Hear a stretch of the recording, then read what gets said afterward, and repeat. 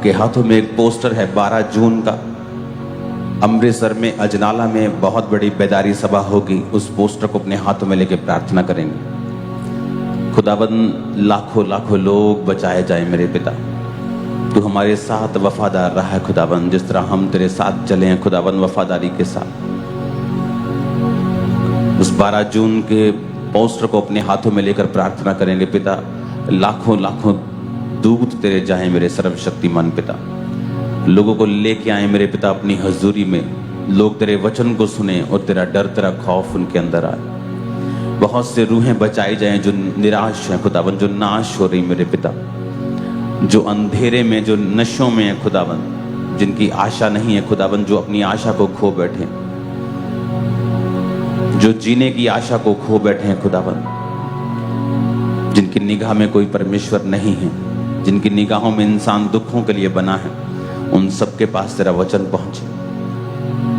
Gospel का मतलब ही है गुड न्यूज, कि यीशु हमें गुड न्यूज देने के लिए आए हैं। ये हमें मरने की, डरने की जरूरत नहीं, हम एक अच्छा जीवन धरती पर जी सकते हैं। अपने हाथों को उठा के इस मीटिंग के लिए प्रार्थना करेंगे कि सब कुछ शांति के साथ, सब कुछ संयम के साथ, सब कुछ परमेश्वर के अनुग्रह के साथ हो। जो लाखों लोग वहां पे आ रहे हैं, परमेश्वर उनकी अगुवाई करे। एक एक जन जो बीमार है वो चंगा हो, हजारों हजारों लोग बीमारियों से छुड़ाए जाएं। खुदाबंद तेरी बेदारी उस एरिया में आई। बहुत से पास्टर्स खुदाबंद जिनकी चर्चेस ब्लॉक हैं वो बढ़ जाएं इस क्रूसेड के बाद खुदाबंद। बहुत सी सेवकाइयां बढ़ जाएं मेरे सामर्थी परमेश्वर, तेरा पाक रूह जुम्बिश कर। बेदारी आए उन लोगों की जिंदगी में जो उस वचन को सुने और उस मीटिंग में आए मेरे खुदाबंद। अपने हाथों को उठा के अगली वीरवार के लिए प्रार्थना करेंगे। जो पहले आ रही है मीटिंग बेदारी सभा, व्हाइट गारमेंट मीटिंग के लिए अपने हाथों को उठाकर प्रार्थना करेंगे। मेरे सर्वशक्तिमान पिता, इस मीटिंग का मकसद इनकी जिंदगियों में पूरा हो। वो दर्शन जो तूने दिखाया कि स्वर्ग में व्हाइट कपड़ों में लाखों लाखों करोड़ों लोग जो हर जाति, हर भाषा, हर कुल में से हैं, जो तेरे नाम की सेवा करेंगे ऊपर खुदाबंद। जब वीरवार को लाखों लोग यहाँ इकट्ठे हो खुदाबंद व्हाइट गारमेंट मीटिंग में, मेरी प्रार्थना है खुदाबंद और मेरी भविष्यवाणी है कि इन लोगों का मन आत्मिक हो जाएगा उस मीटिंग को अटेंड करके, और जिंदगियों में से पाप टूट जाएंगे यीशु के नाम। और खुदाबंद तेरा आत्मा लोगों को छुएगा और पवित्र आत्मा से परिपूर्ण करेगा। तो अपने पास्टर्स को छुएगा, तो अपने विश्वासियों को छुएगा। उठाकर अपने हाथों को प्रार्थना करेंगे वीरवार के लिए। सब मौसम तेरे हाथों में सौंपते खुदाबंद। अंधकार की शक्तियां कार्य न कर सके। साउंड सिस्टम, हर एक सिस्टम को परमेश्वर तेरे हाथों में सौंपते हैं। प्रभु यीशु मसीह के पवित्र और सामर्थी नाम में हम मांगते हैं, आमीन। ऊंचा ये आशीष हमारी है चर्च।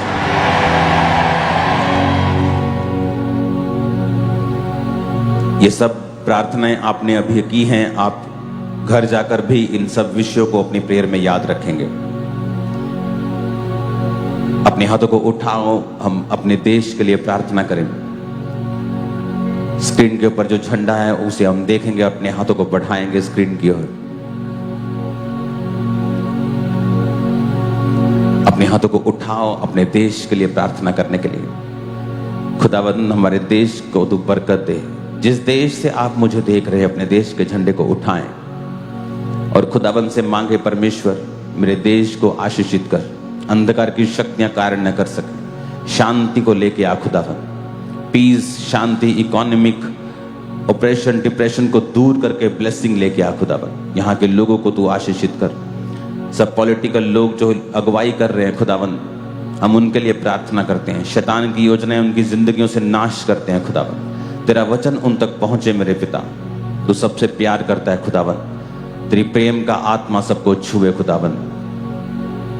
इस देश को खुदावंद तेरे लहू में छुपाते, अंधकार की शक्तियां काम न कर सके। शैतान की योजनाएं कैंसिल हो खुदावंद। आर्मी के ऊपर से मौत की और शैतान की योजनाओं को कैंसिल करते हैं खुदावंद। पुलिस डिपार्टमेंट्स को तेरे हाथों में सौंपते हैं खुदावंद। तेरी शांति मांगते हैं। प्रभु यीशु मसीह के पवित्र नाम में हम मांगते हैं। अपने हाथों को उठाकर इस चर्च की सब आने वाले जितने भी प्रोजेक्ट्स हैं,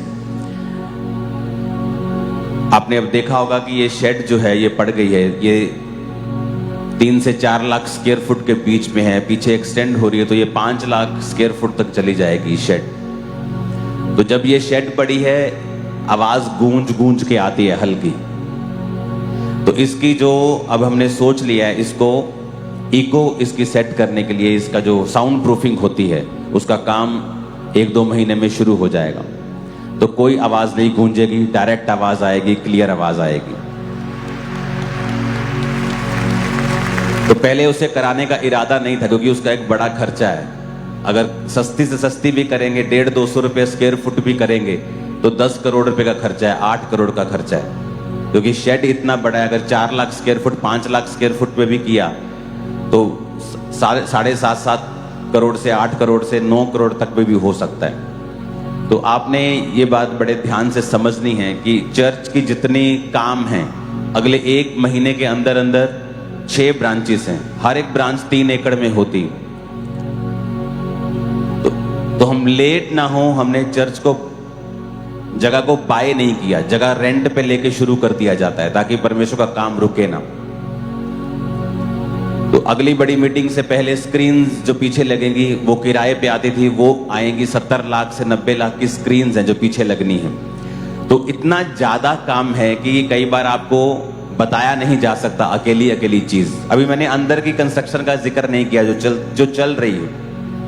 अभी तो बाइबल कॉलेज खत्म करके हम हटे हैं, अभी अंदर का ऑफिस खत्म हो जाएगा, फिर बैप्टिज्म यरूशलेम हॉल जो बहुत सुंदर है वो खत्म होगा, फिर अंदर का हॉल खत्म होगा। तो आपने हमेशा ये याद रखना है कि अपने बड़े बीजों को हमेशा लाते रहना है ताकि काम स्लो ना हो और वो चलता रहे। तो इस बेदारी मीटिंग में भी आप अपने बीजों के साथ आओगे और अगली जो भी बड़ी मीटिंग होगी, ये थर्सडे भी और आगे भी जब भी मीटिंग्स होती हैं, आप अपने बड़े बीजों के साथ आओगे ताकि कोई भी काम डिले ना हो। पहले हमने सोचा था कि ये नहीं करेंगे हम, लेकिन अब ये करना जरूरी है क्योंकि ये मेन हॉल बन चुका है। 5-6 लाख फुट का भी ये अगर हॉल बनता है तो इसमें लाखों लोग आते हैं। तो मैं मेक श्योर करना चाहता हूं कि हर एक को, चाहे वो पीछे बैठा हो आगे बैठा हो, आप मेरी आवाज आपके कानों में क्लियर आनी चाहिए। तो ऐसा होगा अब, तो इसको करवाया जाएगा। तो इस हफ्ते बहुत सी चीजें हैं जो होने वाली हैं। ब्रांचेस के लिए प्रार्थना करनी है, पहला काम प्रेयर करनी है, सबसे इंपॉर्टेंट प्रार्थना है। उसके बाद दूसरा इंपॉर्टेंट है बोना। सबसे पहले प्रेयर जरूरी होती है। बटाला क्रूसेड के लिए जितनी हाथों में ताकत है खुदा की तारीफ कर लो।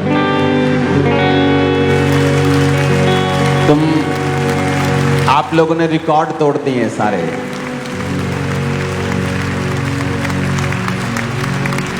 ये ऊपर वाली लाइन अगर हटा सकते तो हटाओ, पीछे दिखता नहीं है पूरा, पीछे तक। टेंट वाले के हाथ खड़े करा दिए परमेश्वर ने, उसके पास टेंट नहीं बचा, लाइट वाले के पास लाइट नहीं बची।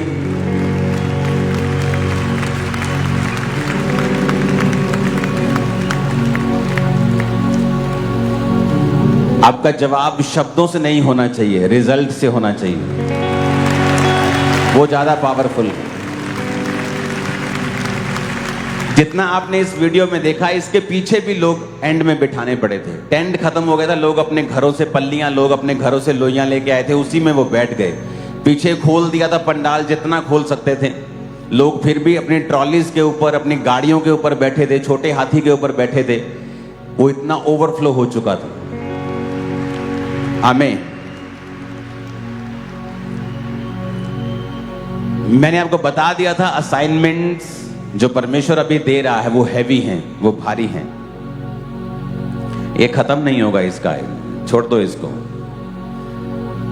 तो हमें सबसे पहला काम जो परमेश्वर कर रहा है उसके लिए प्रेयर करनी है। आपको कलीसिया को ये बात समझ आनी चाहिए, क्योंकि हम लोगों ने क्या किया है कि हमने कलीसिया की मेंटालिटी कैसी बना दी है कि इस कलीसिया में आओ तो तुम्हें बरकत मिलेगी।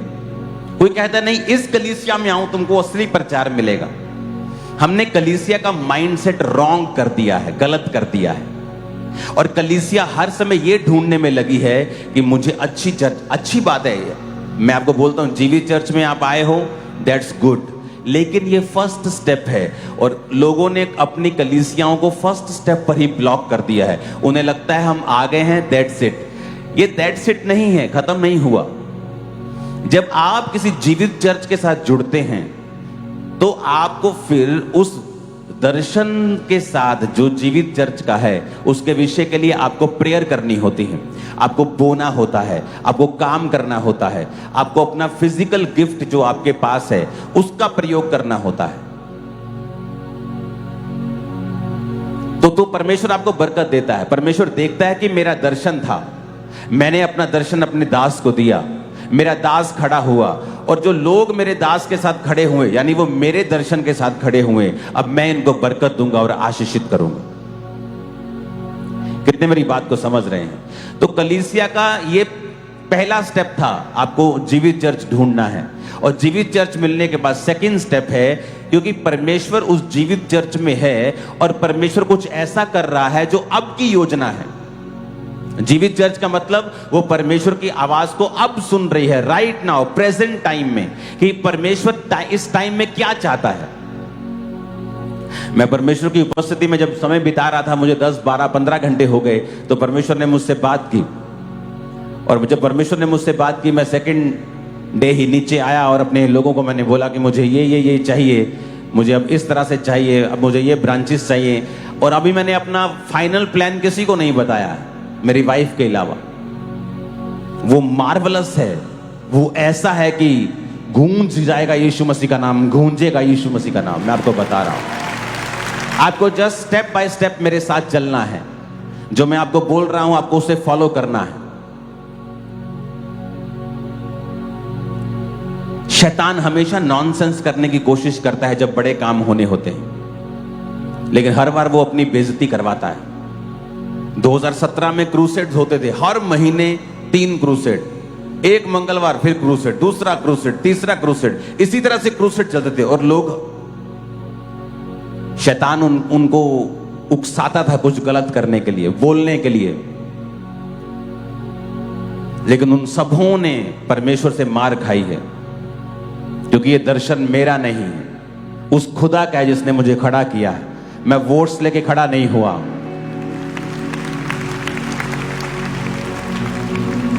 इतने क्रूसेड्स होते थे, इतने, और ऐसा नहीं है कि एक क्रूसेड था तो बहुत रश था और दूसरे पे होता नहीं था। लोग हैरान पूछते थे कि एक हफ्ते बाद क्रूसेड है, लेकिन इसका रश उससे भी ज्यादा कैसे हो सकता है? इस एक हफ्ते बाद फिर क्रूसेड है, इसका रश दूसरे तीसरे से भी ज्यादा है, ये कैसे हो सकता है? इतने लोग कैसे आ सकते हैं? एक, चलो मान लो साल में एक मीटिंग हुई, चलो जी सभी कलीसियां इकट्ठी हो गई, बड़ी गिनती हो गई, पर आप हर हफ्ते करते जा रहे हो, संडे करते जा रहे हो, थर्सडे करते जा रहे हो। एक महीने में मैंने 18 बड़ी मीटिंग्स की थी, मुझे याद है, संडे थर्सडे मिला के। तो लोग सोचते ये कैसे हो सकता है, इतनी मीटिंग्स कैसे, इतना बड़ा काम कैसे? और व्यक्ति था एक फॉरेन में, वो गाड़ी, अपनी गाड़ी में, बड़ी सी गाड़ी थी उसके पास, गाड़ी में लाइव होकर मुझे गालियां निकाला करता था, सीधा गालियां। क्रिश्चियन था वो, गाड़ी में बैठकर गालियां निकालता था वो। और प्रभु ने मुझसे कहा था तो जवाब मत देना, मैं जवाब दूंगा। और मैं क्रूसेड पे क्रूसेड, मीटिंग्स पे मीटिंग्स, वो गालियों पे गाली। उसी गाड़ी में उसका एक्सीडेंट हुआ, 9 महीने आईसीयू में रहा, कीड़े पड़ गए बॉडी में और फिर मरा वो। और बड़े कमाल की बात बताऊं, आज तक मैंने उसकी एक भी वीडियो नहीं सुनी वो उसने क्या कहा मुझे। इतना मालूम था गालियां निकालता है, कुछ बुरा बोलता है। इमेजिन करो अगर मैंने उसको देखा होता तो मेरा टाइम वेस्ट होता, क्योंकि मुझे एंड मालूम है इन लोगों का एंड क्या है। सिर्फ शर्मिंदगी के अलावा इनको कुछ नहीं मिलेगा। आपको अपना काम करते रहना है। एक हायर कॉलिंग परमेश्वर ने आपको दी है, एक बड़ी कॉलिंग परमेश्वर ने आपको दी है। हालेलुया। तो हमें यह देखना है कि कलीसिया की मेंटालिटी ऐसी ना हो कि कलीसिया सिर्फ लेने के लिए चर्च में आती रहे, कि हमें अच्छा वचन मिल रहा है, हमें हीलिंग मिल रही है। नो, ये आपका हीलिंग डिलीवरेंस इस चीज के लिए है कि आपका विश्वास परमेश्वर के वचन पे टिक जाए उसके बाद जब आप घरों में जाएं, आप प्रार्थनाएं करें कि हमारे स्पिरिचुअल अगुवे ने क्या कहा है प्रार्थना करने के लिए। अच्छा, ब्रांचेस, प्रभु जी ब्रांचेस पे तेरी दया हो, विरोध को हम डांटते हैं, शैतान को हम डांटते हैं, सब फाइनेंशियल परमेश्वर इंतजाम करे।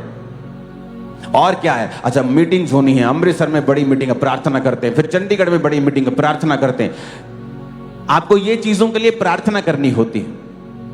और जब आप परमेश्वर आपको देखता है कि आप उसके किंगडम में एक पार्टनर बन गए हैं। पार्टनर सिर्फ पैसों से नहीं बना जाता। मैंने कहा पैसा जरूरी नहीं है, पैसा सेकंड नंबर पे आता है, थर्ड नंबर पे लगा लो, उससे भी नीचे कर दो।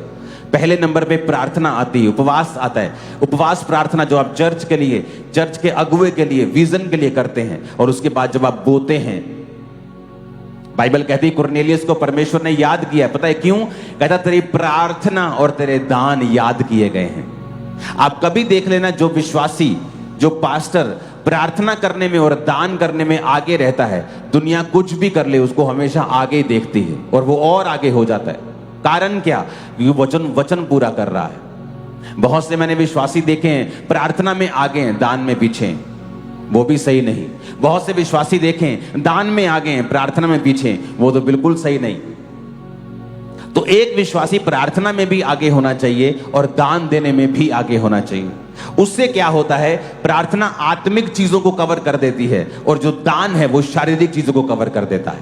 अगर आप प्रचार करने जाएंगे वो आत्मिक है, आत्मा की बातों का है, लेकिन आप आत्मा में प्रचार तो करेंगे, लेकिन आपको माइक भी चाहिए जो शारीरिक है, आपको साउंड भी चाहिए जो शारीरिक है।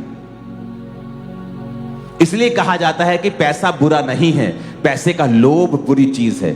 अगर धर्मी के हाथ में पैसा है तो वो परमेश्वर के राज्य को स्थापित कर सकता है, बड़ी बेदारी लेके आ सकता है। मैं आपको बता रहा हूं। तो मेक श्योर धर्मी का पैसा परमेश्वर के कामों के लिए हो। मुझे पैसा मिल जाए क्योंकि मैं बड़ा घर बनाना चाहता हूं, ठीक है, लेकिन आप क्या खुदा का काम करना चाहते हैं?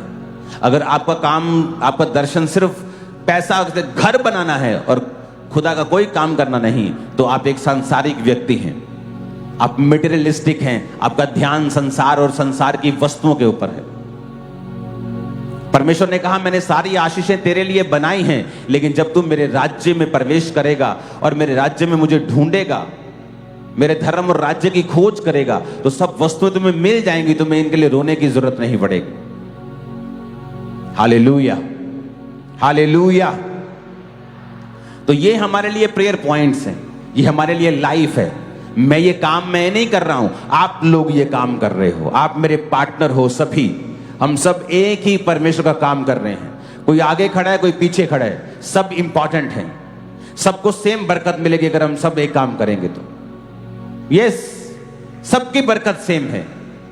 परमेश्वर ने कहा मैं बहुत वस्तुओं का अधिकारी बनाऊं। 5 को कहा, 5 वाले गए, 5 कमाई जिसने, बहुत वस्तुओं का अधिकारी बनाऊंगा। 2 के साथ 2 कमाए, बहुत वस्तुओं का अधिकारी बनाऊंगा। 1 था जिसके पास, बोले मेरे पास तो 1 है, उसके पास तो 5 है, वो तो स्टेज पे है, मैं पीछे खड़ा हूं। और उसको कहा परमेश्वर ने, जा और नरक का अधिकारी हो जहां रोना और दांतों का पीसना होगा। तो मेक श्योर आपके पास जो भी है आप उसे इस्तेमाल करते हो। अपने पड़ोसी को बोलो, तेरे पास जो भी है उसे इस्तेमाल कर। फिर से बोलो, हालेलुया। तो आप जब चर्चेस में जाते हैं, आते हैं, आपका मकसद सिर्फ पास्टर्स का ये नहीं होना चाहिए उनको बताना कि आप सच्चे प्रचार को सुन रहे हैं। उसका मकसद उससे 1 कदम फिर 10 कदम आगे लेके जाना है, एक कदम करके, और लोगों को इन्वॉल्व करना है उस दर्शन में, ताकि लोग भी आशीषित हों, वो भी सेफ रहें, परमेश्वर उनकी केयर करे, परमेश्वर की आंखों में आपकी वर्थ हो, आपकी वैल्यू हो, कि आप परमेश्वर के किंगडम के लिए फायदेमंद हैं और वो आपको सुरक्षित करके रखे, वो शैतान को डांट के रखे। हालेलुया। एक विश्वासी होने के नाते आपकी कॉलिंग है धर्मी जीवन जीना। नहीं तो जितनी गड़बड़ियां आज एक विश्वासी की लाइफ में हैं, वो उसकी अपनी डाली हुई हैं, शैतान की नहीं। वो पिक्चर जो मैंने आपको दिखाई थी, वो जो यहूदिया से जब हम जाते हैं समारिया की तरफ, उसको अपने स्क्रीन के ऊपर देखेंगे।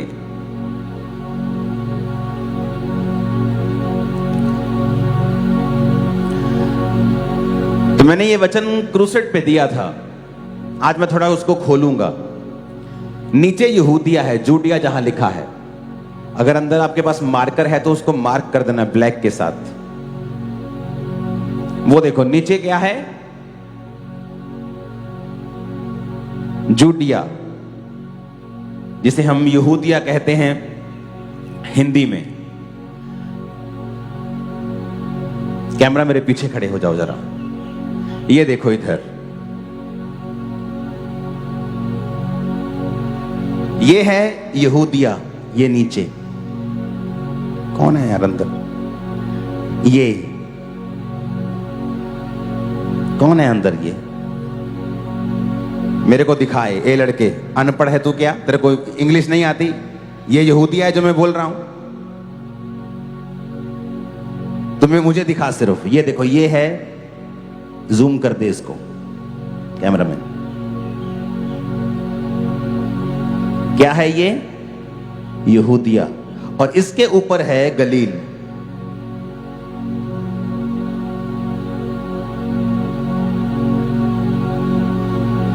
नीचे क्या है,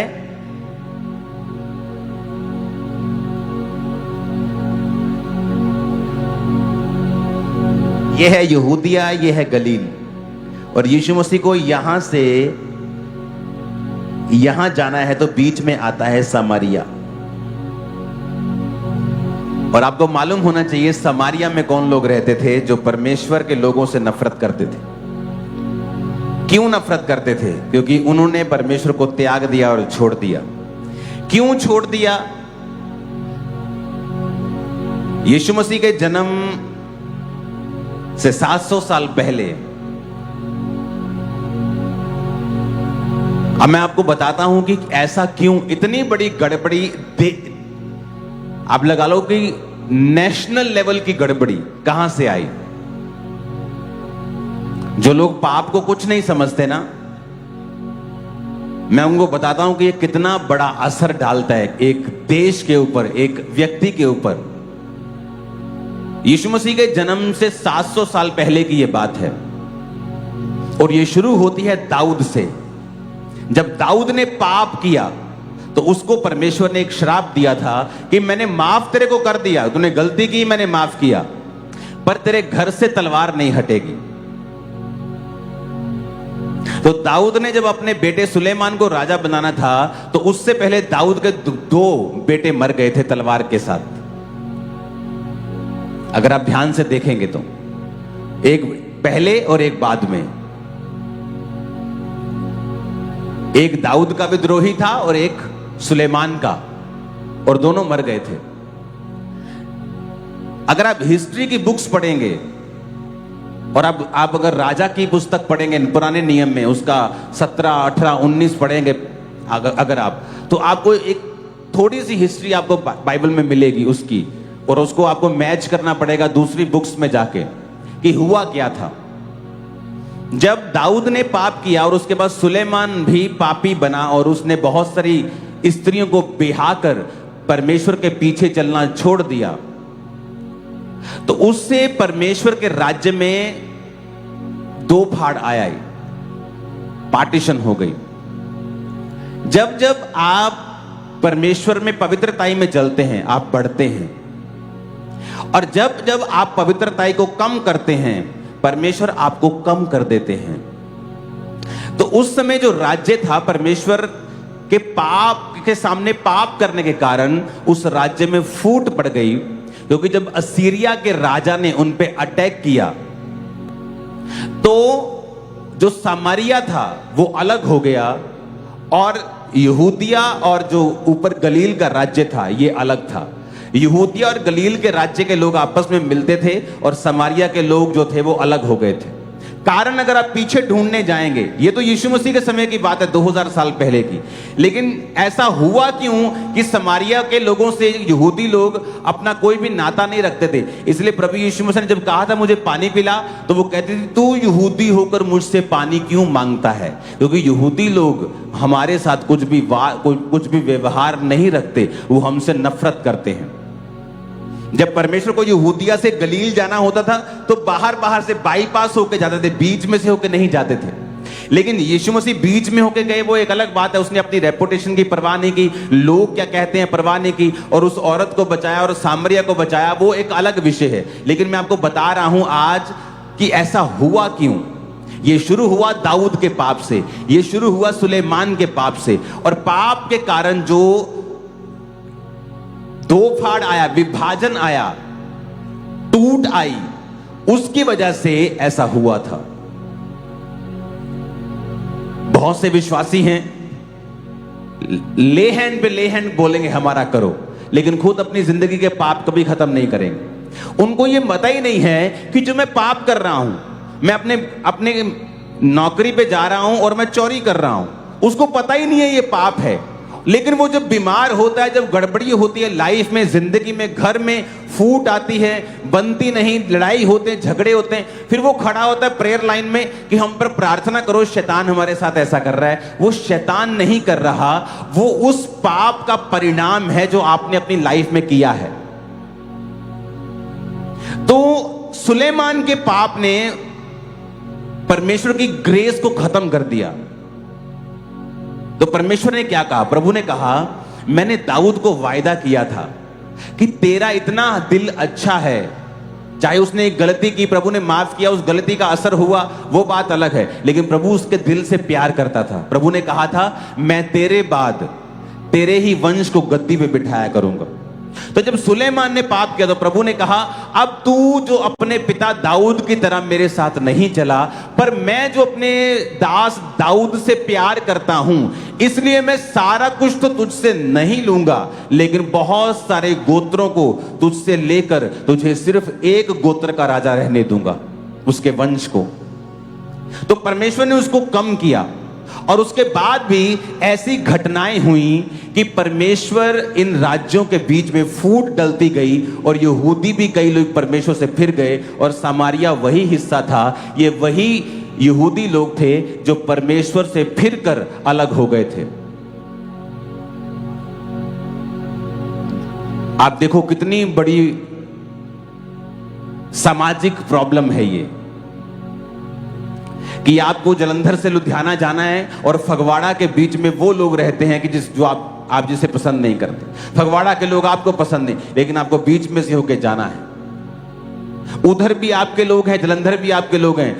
कितनी बड़ी एक सामाजिक प्रॉब्लम है। और कारण क्या था? वो पाप जो सुलेमान ने और दाऊद ने किया, वहां से इसकी शुरुआत हुई, और वो आगे बढ़ता बढ़ता एक छोटा सा सांप एक बड़े अजगर के रूप में बदल गया।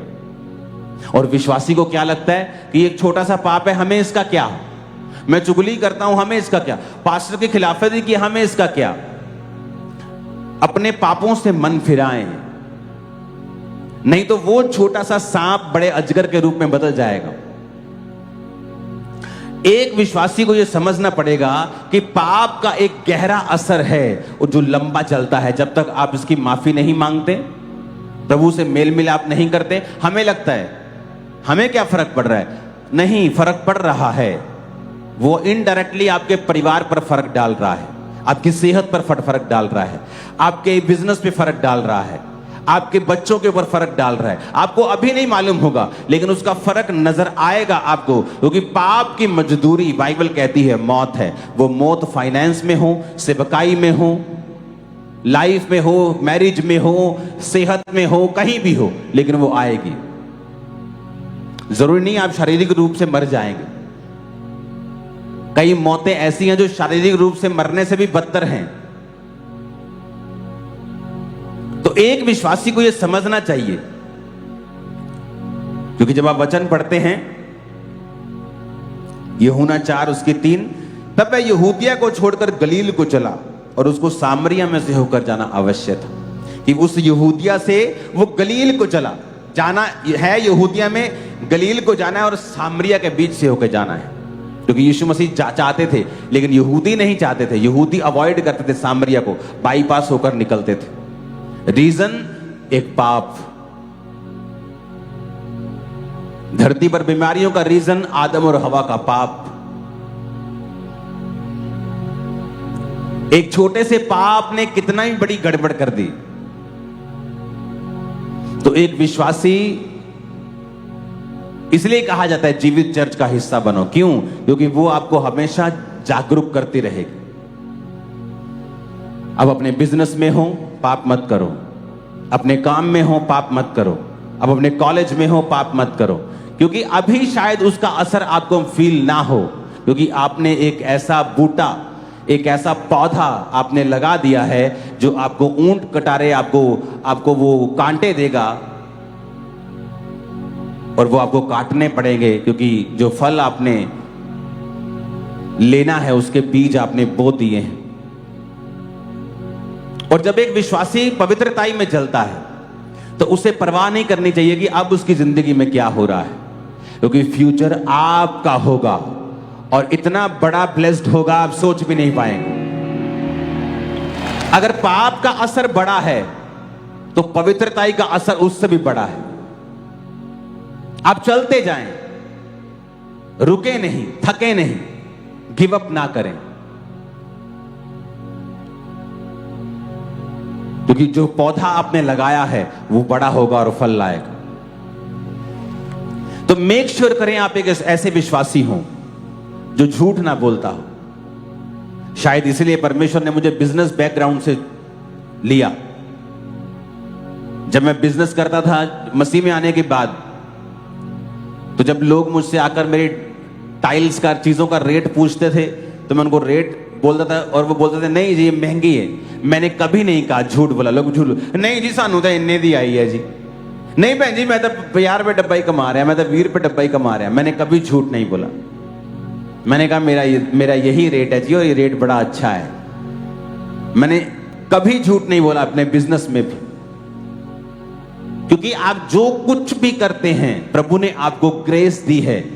चाहे वो बिजनेस हो, जॉब हो, पॉलिटिक्स हो, आप सही तरह से कर सकते हैं। खुदा ने आपको ग्रेस दी है, ऑलरेडी आपके पास अनुग्रह है। अब किसी के पास कोई बहाना नहीं, मैं ये काम करता हूं तो मुझसे ये नहीं होता, मैं ये काम करता हूं तो मुझसे ये नहीं होता। आप किसी भी फील्ड में हो सकते हैं, आप किसी भी सरकारी फील्ड में हो सकते हैं, और प्रभु आपको अनुग्रह दे चुका है कि आप उसके रास्तों पे चलते रहें। हां, डिस्कंफर्ट हो सकता है, थोड़ी सी डिस्कंफर्ट मिल सकता है, थोड़ी सी प्रॉब्लम हो सकती है, क्योंकि सच बोलने में थोड़ी सी प्रॉब्लम हो सकती है, ईमानदारी में चलने से थोड़ी सी प्रॉब्लम हो सकती है, लेकिन उसका फल जो बाद में आने वाला है वो बहुत बड़ा है। आमीन। तो हमें यह ध्यान रखना है कि ये सामरिया, यहूदिया, ये गलील, ये क्यों आई प्रॉब्लम। कभी आपने सोचा, आपने नया नियम पढ़ा तो उसमें जब आप ये लाइन पढ़ते हैं 9 आयत को, सामरी औरत ने उससे कहा तू यहूदी होकर मुझ सामरी स्त्री से पानी क्यों मांगता है, क्योंकि यहूदी सामरियों के साथ किसी प्रकार का व्यवहार नहीं रखते। The Jew have no dealings, nothing, no dealings, कोई डील नहीं होगी, टोटल नफरत। तुमने परमेश्वर को त्याग दिया, तुम लोग परमेश्वर से विमुख हो गए, कोई डील। लेकिन हुआ क्यों? कारण था पाप, विभाजन का कारण पाप था, दूसरे राजे का कब्जा करना इनके ऊपर कारण पाप था। इजराइल का लास्ट राजा देखो, उसने पाप किया और परमेश्वर ने फिर पूरा कब्जा शैतानी लोगों को दिया। कारण क्या था? पाप। हम लोग सोचते हैं पता नहीं क्यों व्यवहार नहीं रखते थे। उसने खुद कहा, परमेश्वर तेरे लोग, यहूदी लोग तो हमारे साथ कोई व्यवहार, नो डीलिंग्स, लेकिन तू मुझे पानी पिलाने को बोल रहा है, तो वो तो एक स्पिरिचुअल बात थी कि परमेश्वर पापियों के लिए आया, उसने लो से लो लोगों को बचाया। वो औरत दोपहर के 12 बजे पानी भरने के लिए गई, दोपहर को, बिल्कुल धूप। उस इलाके में अगर आप चले जाएंगे जहां की ये बात हो रही है, वहां की दोपहर टोटल अनबेरेबल धूप होती है। लेकिन वो दोपहर को क्यों जाती थी? क्योंकि वो कैरेक्टरलेस औरत थी, समाज में उसका बहिष्कार था, कितने पति कर चुकी थी, समाज वाले दूसरी लड़कियां, दूसरी बहनें उसको अच्छा नहीं समझती, तो वो झुंड में जो सुबह पानी लेने जाती थी बहनें, वो उनके साथ भी नहीं जा पाती थी। वो तो एक स्पिरिचुअल मैसेज प्रभु ने दिया कि मैं पापियों को बचाने के लिए आया हूं। तुम जितने मर्जी बड़े पापी हो, मैं तुम्हें बचाने के लिए आया हूं। तुम जितने मर्जी गुनाहगार हो, मैं तुम्हें बचाने के लिए आया हूं। तुम्हें लोग प्यार नहीं करते, मैं तुम्हें बचाने के लिए आया हूं। लोग तुमसे नफरत करते, मैं तब भी तुम्हें बचाने के लिए आया हूं। वो एक स्पिरिचुअल मैसेज था। लेकिन ऐसा हुआ क्यों? वो पाप की वजह से था। पाप की वजह से विभाजन हुए। जब इजरायली परमेश्वर के साथ चलते थे तो प्रभु कहता था, वो सामने के देश तुम्हें दे दूंगा। इजराइलियों में कुछ विश्वास के कमजोर थे। वो कहते थे ऐसा कैसे हो सकता है? अरे उस देश के लोगों को देखो, 7-7 फुट लंबे लोग हैं, कच्चा खा जाएंगे हमको। और जो यहां के लोग थे इजरायली, जो उनमें विश्वासी थे, कहते थे यहोवा परमेश्वर उनको हमारे हाथ में कर देगा। और बाइबल कहती बड़े बड़े राजाओं को मार दिया। और जब यही इजरायली प्रभु से मुकर जाते थे तो छोटे छोटे राजा इनको हराते थे। कारण पाप। आपका पास्टर सुखी हो जाता है जिस दिन आप पाप करना छोड़ देते। क्यों? क्योंकि आपकी बहुत सी प्रेयर रिक्वेस्ट आपकी गलतियों की वजह से आपकी लाइफ में आती है।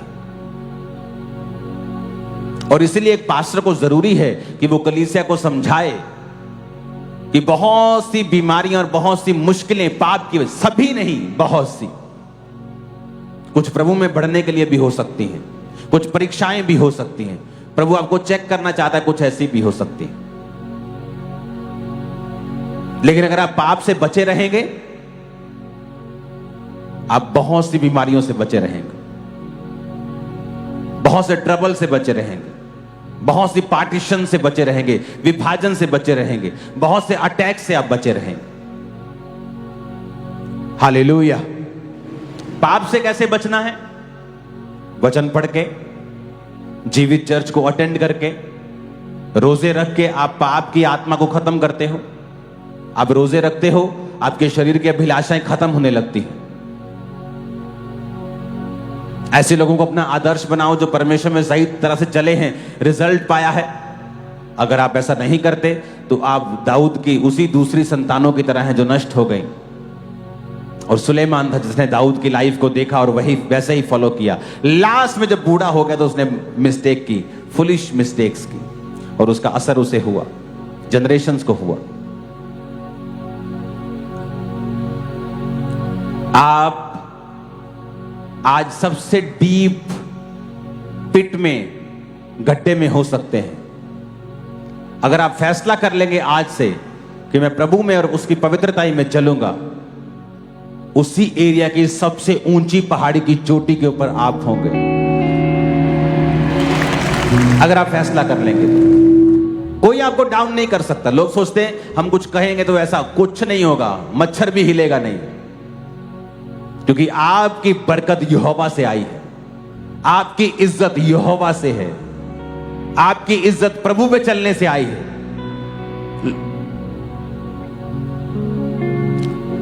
आप देखोगे समाज में लोगों ने अच्छा काम किया, अच्छी बात आप करें, चैरिटी की, उनकी इज्जत बढ़ी, पर मैं आपको बताता हूं वो अपनी इज्जत को मेंटेन नहीं रख पाते। क्यों? क्योंकि आपने कमाई है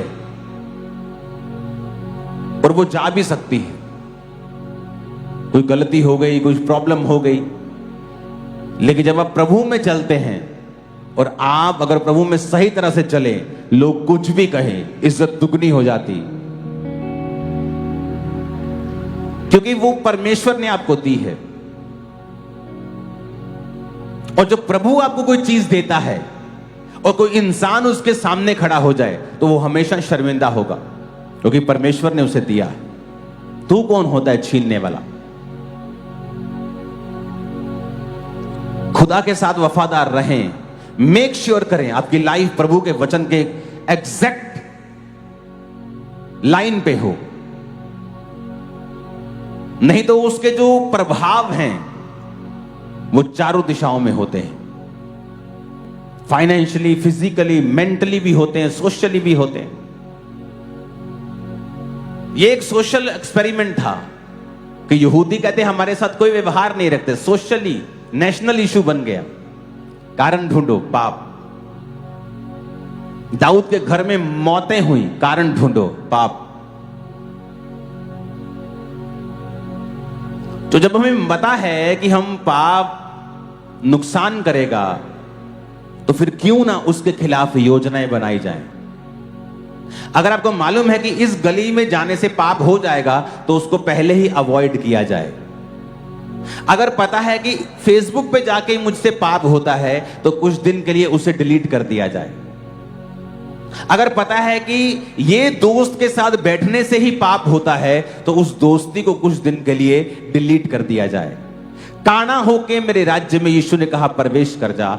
ऐसा ना हो कि दो आंखें रख के तू नरक में चला जाए। अपने हाथों को उठाओ,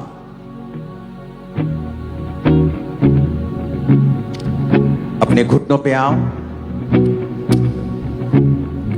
यीशु के लहू को मांगो कि प्रभु आज से मेरे जाने अनजाने में किए सारे गुनाहों को माफ कर। सब लोग घुटनों पे आ जाओ,